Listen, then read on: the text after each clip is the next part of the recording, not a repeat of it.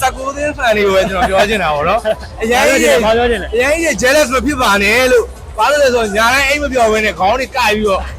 ဟိုအေးပြတ်မှာဆိုလို့ပါလို့ ကိုကြည့်မနေတယ် ကိုကြည့်မနေနဲ့အာဆင်နယ်အကြောင်းတွေလည်းခိုးမလေးလာပါနဲ့လို့ အိတ်လိုက်ပါလို့စောစီအိတ်လိုက်ပါမနေ့ကျလို့ရှိရင်ကျွန်တော်ချန်ပီယံဖလားနဲ့လာပြီးနိုးပါ သူတို့သိမှာပါတော့ကြောက်ဝယ်တော့မှာနော်တညလုံးနဲ့ညတွေကစောက်ဝယ်မှာနော် အမို့ကျွန်